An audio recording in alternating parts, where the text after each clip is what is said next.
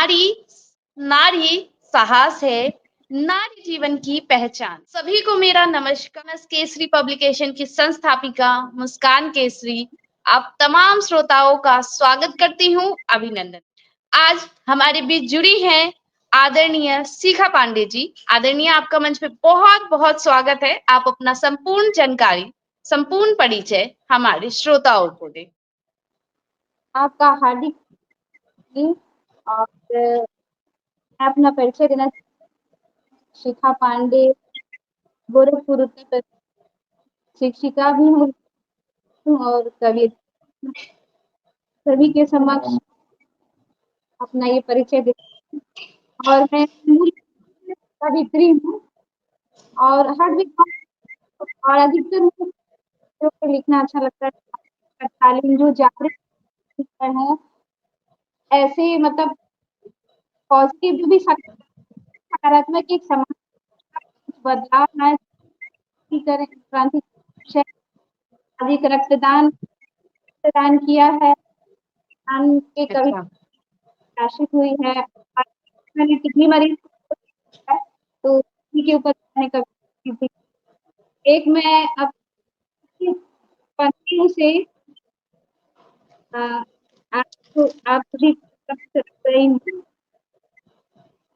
मन को नहीं करो, ये संसार का डेरा, ना कोई तेरा जीवन में भी से न डरो, अपने हृदय में करो, अलौकिक आत्मिक स्वयं में भर, अपनी दृढ़ इच्छा लक्ष्य भेद कटाक्ष को करते किंग करते भी मन को नहीं उदास करो, मन भी उदास करो। क्या बात है, बहुत ही शानदार पंक्तियां आपने रखी और बहुत ही शानदार तरीके से अपना परिचय भी रखा। तो आदरणीय, आप एक लेखिका के साथ साथ समाज सेवी भी हैं और कई युवाओं की प्रेरणा स्रोत हैं। तो कई प्रश्न जी हैं। सबसे पहले साहित्यिक प्रश्न रहेगा आपसे कि आदरणीय, वर्तमान समय में युवा साहित्य में रुचि रखते हैं या नहीं?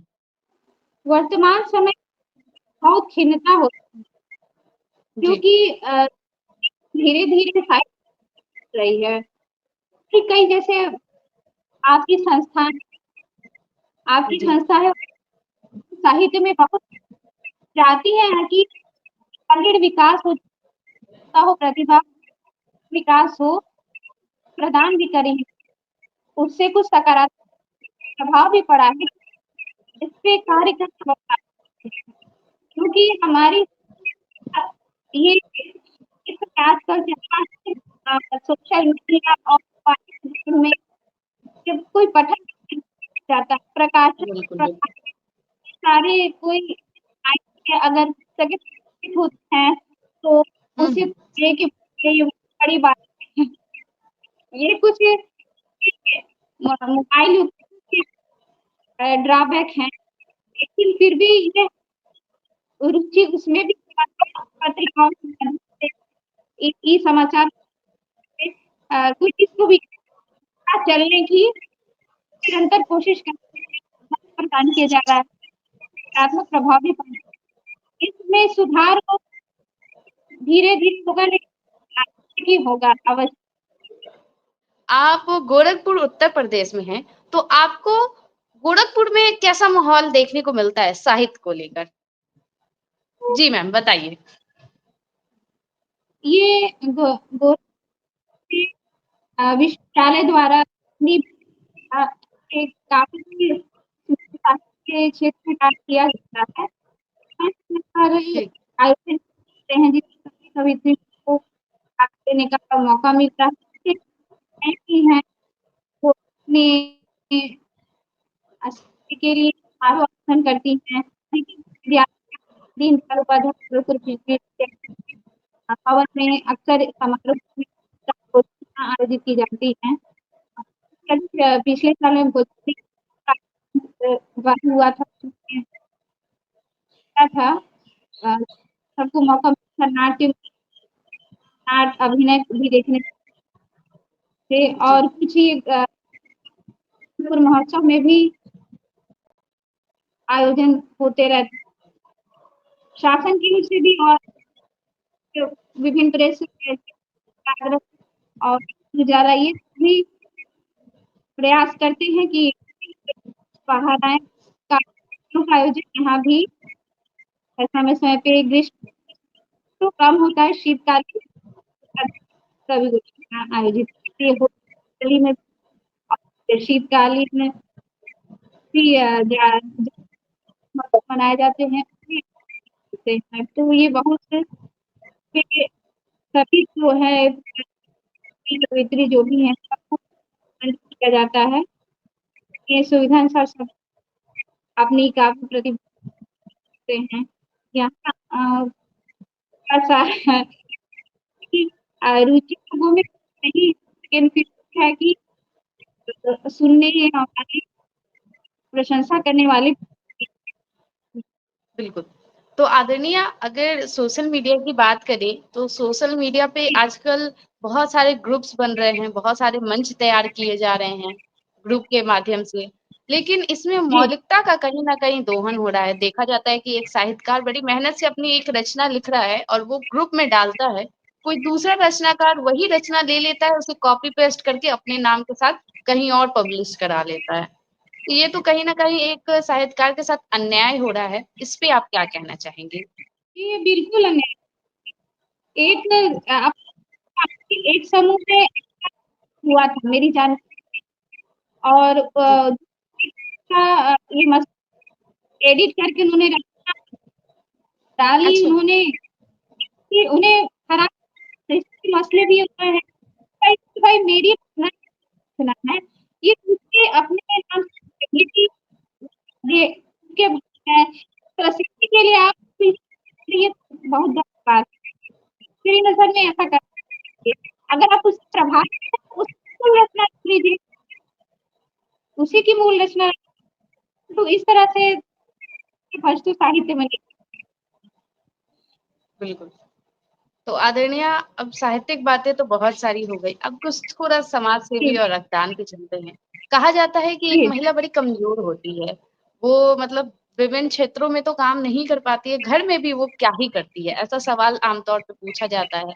ऐसे में आप जब रक्तदान पहली बार की, तो आपको कैसा अनुभव हुआ और क्या आपने सोच के रक्तदान किया? जी रक्तदान ये था कि मुझे इच्छा थी मेरी कि लेकिन मंच पे नहीं मिल पाता सोसाइटी के तहत एक के दिन दान का अवसर हुआ फिर भी ऐसे थी कि ऐसा है क्योंकि ये क्या अब महिला शारीरिक रूप से बनावट ऐसी तुलना के थोड़े से कम है लेकिन मानव शक्ति है हम माँ हैं ये गुण इसमें हमारी सहन शक्ति है ये सब जो प्रसव है उसमें पीड़ा पुरुष नहीं सहन कर तो थोड़ी सी सुई आती है महिलाएं ये थोड़ी सी कभी क्या करेगा वो थोड़ा ही वो जो उसके कम प्रसव पीड़ा ये सब सारी पीड़ाएं सहन कर सकते हैं। तो ऐसा कुछ नहीं है अगर आप स्वस्थ है क्या है तो आपकी हीमोग्लोबिन फिर आपका रक्त लिया भी और रक्त की जांच करिए शारीरिक रूप से सक्षम है नहीं महिलाओं को भी नहीं किया जाता है कहीं सही करती हैं बिल्कुल, और बहुत भी द्वारा मैंने कहा था कि ये मिथ है क्या कुछ अपवाद कर सकती हैं और ये हर जगह आप महिलाएं चाहे तो फर्श पे कर सके शारीरिक रूप से और एक ऐसी स्थिति आती है जिससे मैं क्या किसी को जाने जरूरत हो जाएगा तो मैं मुझे नहीं मुझे जानता लेकिन उसके जानने से बहुत भला काम किया भगवान को खुद से उस प्रकार से मुझे मैंने वहां बिल्कुल। भगवान को पुष्प चढ़ा अरे बिल्कुल, बहुत ही शानदार। तो आप अपने काम के कारण आज पूरे भारत में जानी जाती हैं। कई जगह आपको सम्मानित भी किया गया है। तो जी, जी। क्योंकि कहा जाता है कि जब भी कोई इंसान, चाहे वो लड़का हो या लड़की हो, किसी भी कार्य क्षेत्र में जाता है, या तो उसे बहुत ज़्यादा प्रोत्साहन मिलता है या तो बहुत ज़्यादा आलोचन मिलता है। आपको इन दोनों में से क्या मिला?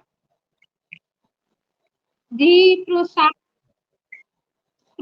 तो मुझे सबके द्वारा दिया, क्योंकि आलोचना तो मैं कभी नहीं है, आलोचक हैं सभी, लेकिन ये आलोचना सरकार का ये बहुत समझ कोई नहीं, अगर किसी के हृदय में हो पता, लेकिन आज तक सबने प्रोत्साहन दिया और फिर शायद सबने प्रोत्साहित किया इसके लिए प्रोत्साहन दिया, ये गर्व से सभी गर्व की बात है ये। अच्छा। तो आदरणीय, हर किसी के जीवन में कोई ना कोई प्रेरणा स्रोत ज़रूर होते हैं। तो आपके इस जीवन जी, के आपके प्रेरणा स्रोत कौन है? जी मेरे प्रेरणा स्रोत तो माता-पिता ही है, ये सबसे अधिक है। मेरे लेखक भी विद्यालय में संस्कृत और भाषा विभाग में दीनदयाल के उन्होंने सेवानिवृत्त हुए थे, चूँकि वो और उन्होंने अच्छा। इंग्लिश में संस्कृत पीएचडी की थी। इंग्लिश पढ़ने के लिए कि हुँ, भारतीय 3 भाषाओं में प्रवीण नहीं, उनकी किताबें भी करते थे, उनकी टेक्स्ट बुक और वाराणसी से लेके सब उनकी किताब वाले किताब आते थे अनुवाद करते, तो इंग्लिश में की बुक का इंग्लिश में अनुवाद जाते थे। पुरस्कार भी कई प्राप्त हुए, तो उनकी जैसे अब देखा ये सबसे बड़ी उपलब्धि की कि वो हमें हो जाता है अपनी रचना से, कभी तो मरता नहीं, उसके विषय में लिखता बिल्कुल। ये भी अमर कर देता है, कितनी बार पढ़ेंगे आप अमर होगा। बहुत ही शानदार आदरणीय। तो अब बारी है हमारी युवाओं और श्रोताओं की। आप हमारे युवा और कहना चाहेंगी? युवाओं के लिए सबसे पहले ये संदेश आप सभी, क्योंकि आपके में जो है खाद्य पदार्थ और ये सब करना बहुत किया है, और ड्रिंक्स ये सब अक्सर युवा समझते ना देखे, चाहे किसी भी बच्चा हर पढ़ती है जो नहीं चाहती कि किसी के रूप में 30-40 प्रकार की बीमारी पकड़ ले रही है। सबसे पहले तो अपने पे ध्यान देना चाहिए, अनुशासित जीवन, और जहाँ तक अनावश्यक अभी काफी अनावश्यक जो है वो ना करके आप सूचनाएं हैं उन्हें बढ़ाएं, क्षेत्र में है आगे बढ़ाएं, स्कूल के क्षेत्र में है तो भी उनकी रुचियां करें, ये मैं संदेश देना चाहूंगी। और एक राष्ट्र द्वारा होता है, युवा यदि हम सक्षम है और अपने निर्णय स्वयं और देश को अपना में सार्थक देने में, तो हमारे देश का झंडा हमेशा ऊंचा, हर क्षेत्र में आप देख कुछ वहाँ पे युवा थे, उन्होंने मेहनत की ला रही है, तो स्वयं आत्मचिंता स्वयं जागरूक करें, वो मैं यही कहना चाहती बहुत ही शानदार तरीके से आपने हमारे आज के युवाओं को प्रोत्साहित किया है। और बिल्कुल, अब आप सभी समझ चुके होंगे कि गोरखपुर से शिखा पांडे जी क्यों आज इतनी सारी महिलाओं की प्रेरणा स्रोत हैं। क्योंकि वह एक समाज सेवी भी हैं, लेखिका भी हैं, एक बच्चे की माँ भी हैं, एक बहुत ही अच्छी गृहिणी भी हैं और एक अच्छी रक्तदाता भी हैं। वो विभिन्न हूँ। क्षेत्रों में अपना दे रही हैं और बहुत ही जी, अच्छा जी, कर रही हैं। जी आदरणीय, और कुछ कहना चाहेंगे हमारे श्रोताओं को? जी 2 बच्चे तो बिल्कुल। तो यही खासियत होती है एक महिला की कि वो हर क्षेत्र को बहुत ही बारीकी से देखती है, समझती है और उसे सँभालती है। शायद यही वजह है कि आज शिखा पांडे जी हमारे इस मंच पे पधारी हैं एक प्रेरणा स्रोत के रूप में और विभिन्न सवालों का आप सभी को जवाब दी हैं, अपना अनुभव साझा की हैं। उम्मीद है आप सभी को इनकी बातें बहुत पसंद आई होगी। इन्हीं बातों के साथ मैं आप सभी से लेती हूँ अलविदा। फिर मैं मिलूँगी अगले सत्र में एक नए प्रेरणा स्रोत के साथ। तब तक आप सभी को मेरा नमस्कार।